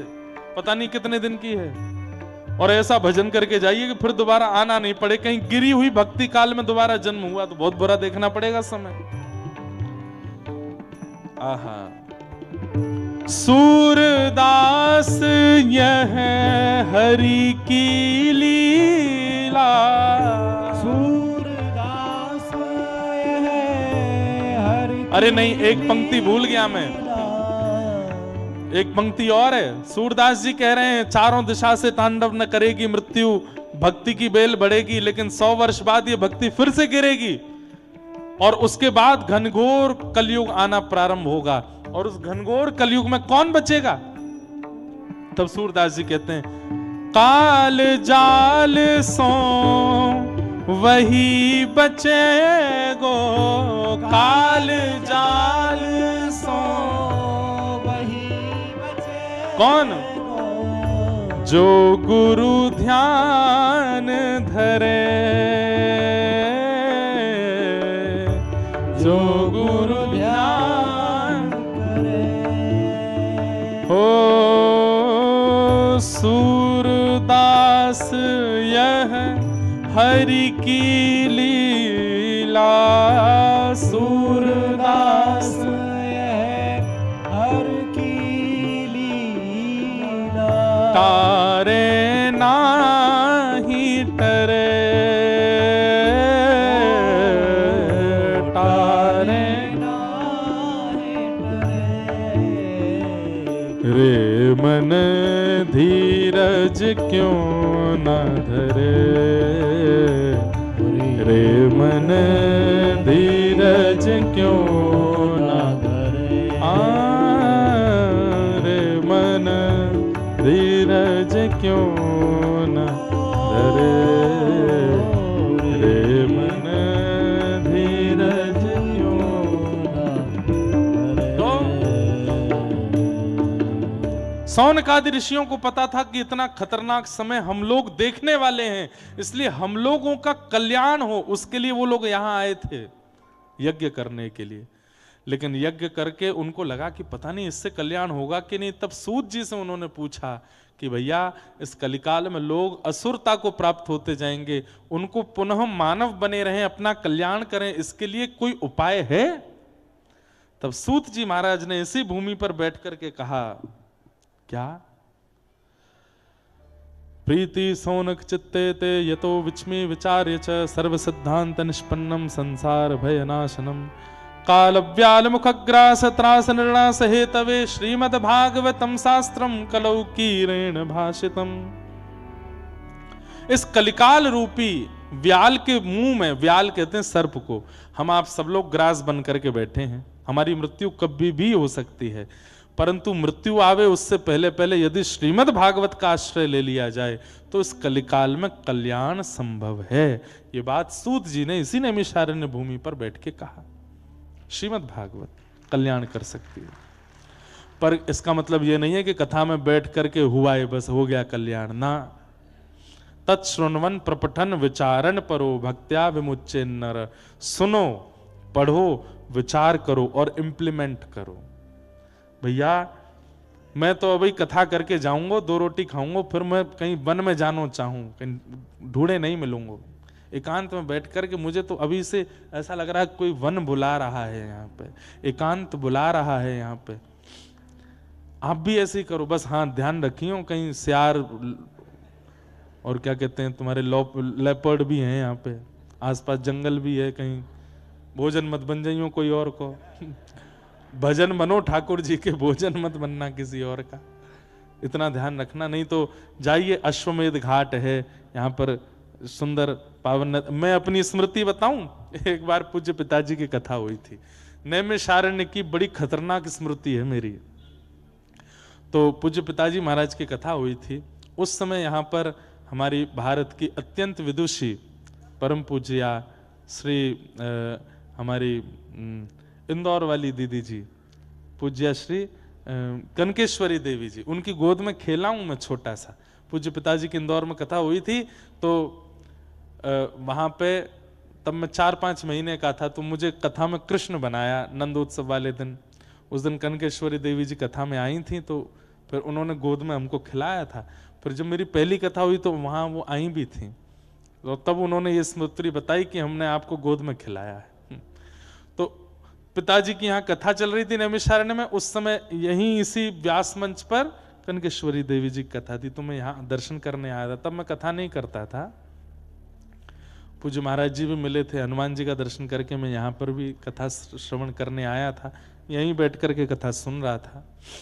तो यहाँ तक तो सब बहुत अच्छा था। फिर हम लोग गए नदी स्नान करने के लिए। ऊधमी तो हम हैं ही, अब थोड़े बहुत सुधर गए हैं। तो नदी में ज्यादा जल नहीं था, तो हमारे एक मित्र हैं, वो भी आए नहीं है यहाँ पे। हमने और उन्होंने, एक हमारे ऊधमी मामा जी भी हैं, तो हम तीनों ने एक दूसरे से बात करी, चलो नदी पार करते हैं।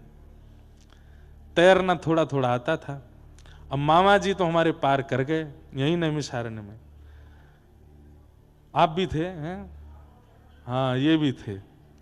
तो मामा जी पार कर गए, ये हमारे संग में ही थे। अब जब तक पृथ्वी छुप रही थी पैरों से, बीच में पहुंच गए हम, ज्यादा जल नहीं था, हमको बड़े बढ़िया अभिमान जैसा हो गया कि अब तो हम पार कर जाएंगे। नेक और आगे गए, सुई बुक बुक आ गए।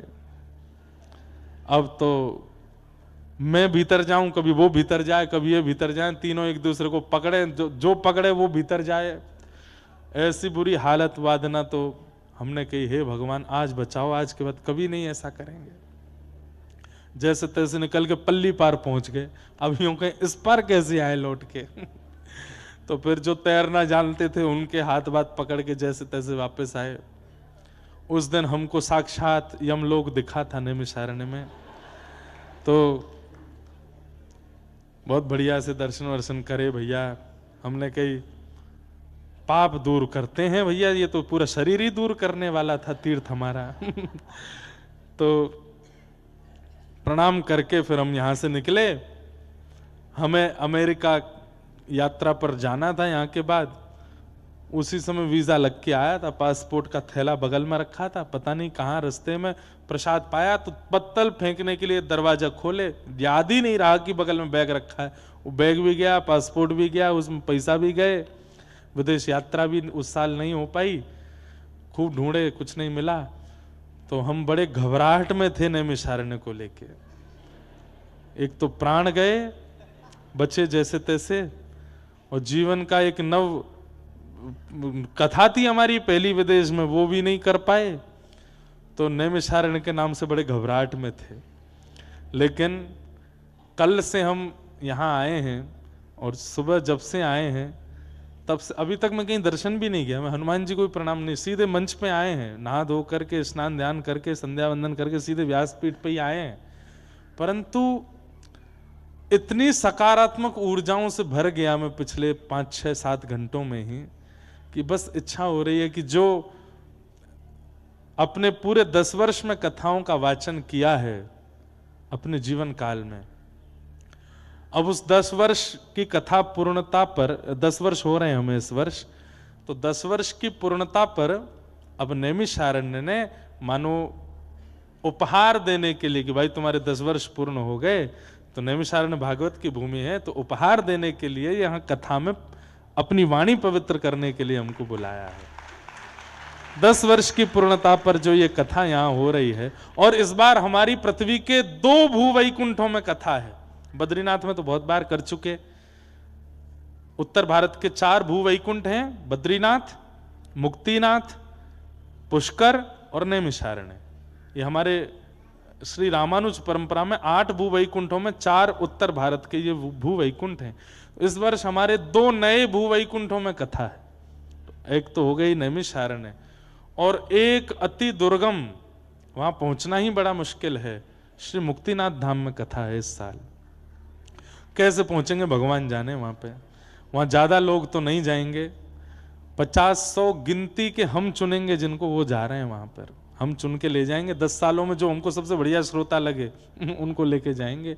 हाँ, आप हाथ हिलाओ, जरूर लेके जाऊंगा आपको लेकिन वहां क्योंकि ना तो ऑक्सीजन है, और हम ज्यादातर युवाओं को लेके जा रहे हैं जो भाई सही सलामत लौटे। हमें पता चली किसी के दादी दादा ले गए, महाराज जी कथा सुनाने लेके गए थे कि पिंडदान कर आए वहीं पे ही तो वहां ना तो ऑक्सीजन की व्यवस्था बहुत ज्यादा है, पहुंचना भी बहुत मुश्किल है। यहाँ से पहले काठमांडू, काठमांडू से पोखरा, पोखरा से फिर बाय हेलीकॉप्टर या फ्लाइट से जोमसोम, जोमसोम से फिर बाय रोड जाते हैं।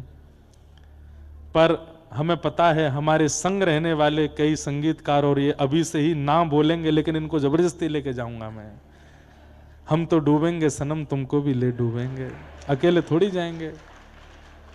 वहां जाएंगे, श्री मुक्तिनाथ भगवान साक्षात वैकुंठ वहां से 2-4 किलोमीटर ही दूर है बस ये सोचो, वहां से 2-4 किलोमीटर की दूरी पर ही वैकुंठ है। बद्रीनाथ से भी ऊंचाई है वहां की।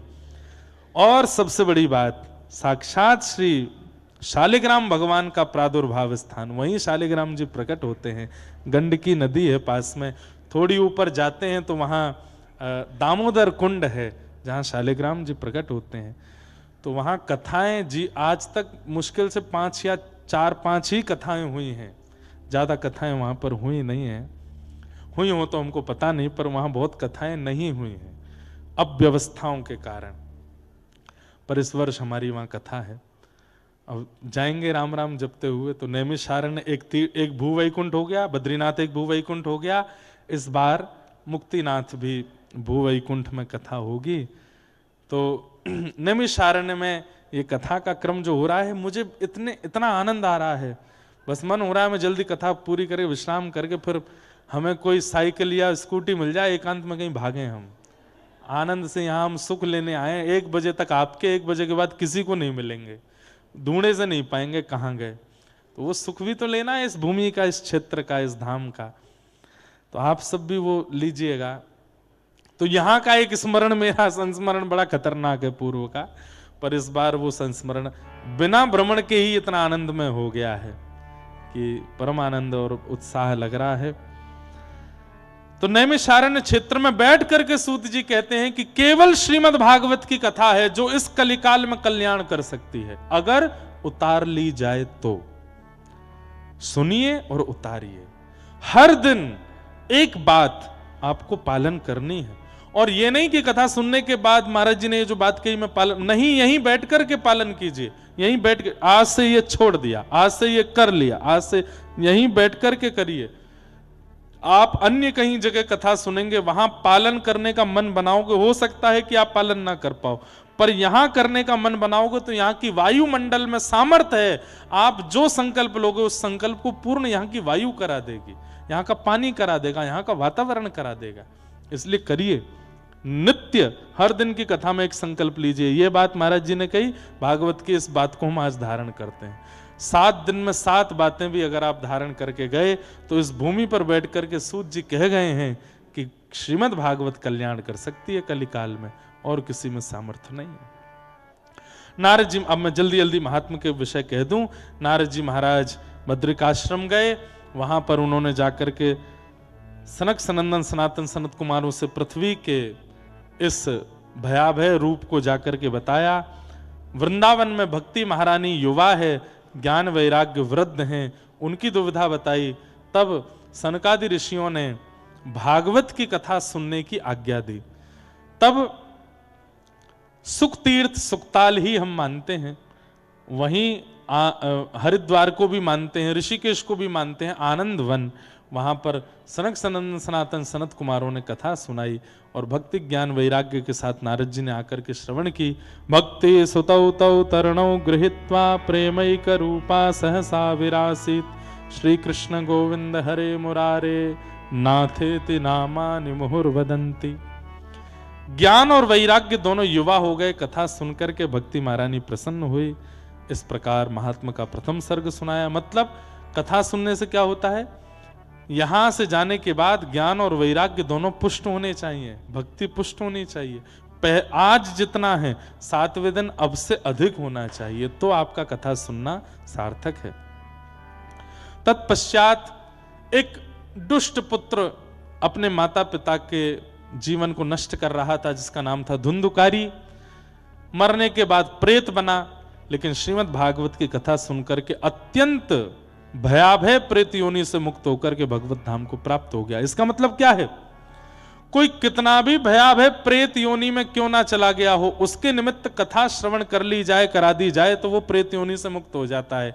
एक बात ये तो सब जानते ही हैं, पर मेरे मन में जो बात आती है, श्रीमद् भागवत प्रेतों को मुक्त कर सकती है, तो हम तो जीवित हैं, हम जीवितों को मुक्त नहीं करेगी? हम तो जीवित अवस्था के। मुक्ति का मतलब मृत्यु नहीं होता बंधुओं, मुक्ति का मतलब जीवित अवस्था में कोई बंधन ना रहे, उसको मुक्ति कहते हैं।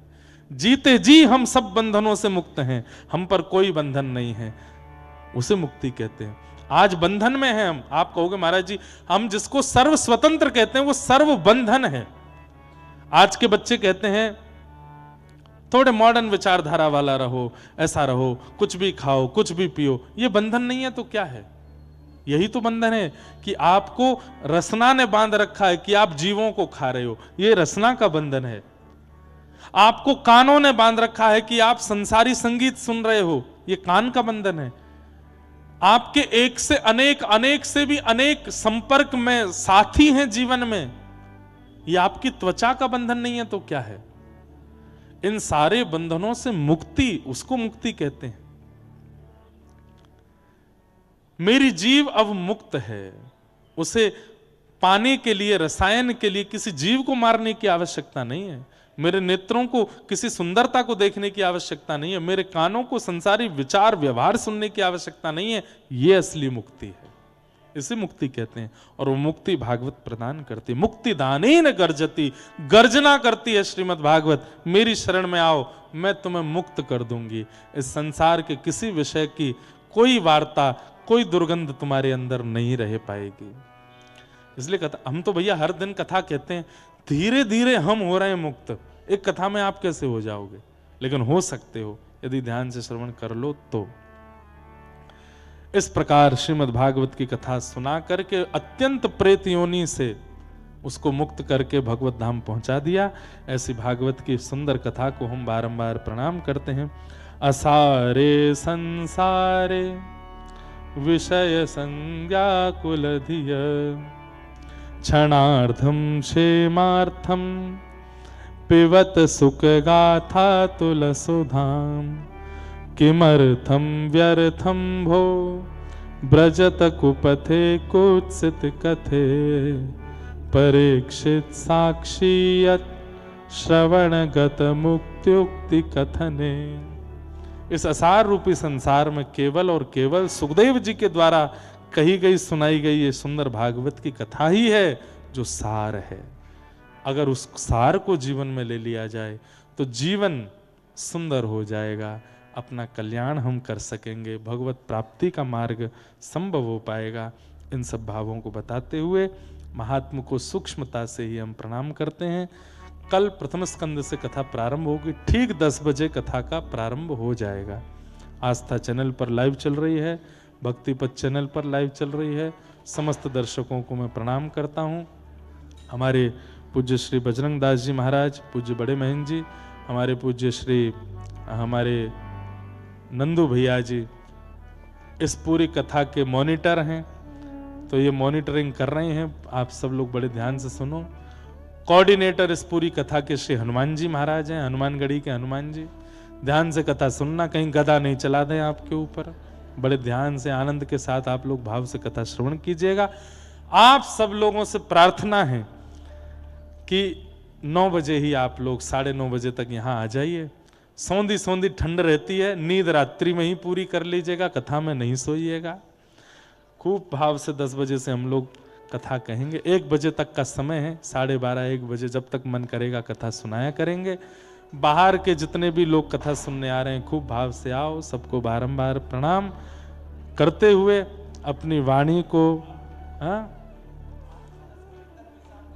शाम को 8 से 10 रोज शाम को 8 से 10 कीर्तन भी है नंदू भैया जी का। लो महाराज, ये तो आप लोगों को बोनस मिल रहा है। खूब आनंद आएगा। हमने भी सुने हैं पर प्रत्यक्ष बैठ के सुनने का अवसर हमको भी मिलेगा। खूब आनंद करेंगे, नृत्य करेंगे श्याम बाबा के सामने, खूब सुख मिलेगा। तो खूब बढ़िया है। सुबह कथा सुनो, मध्याह्न में सो जाओ, रात्रि में भी कीर्तन करो, रात्रि में फिर सो जाओ। खूब आनंद के साथ हम लोग आनंद करेंगे। बड़े प्रेम और भाव से कथा को विश्राम देते हुए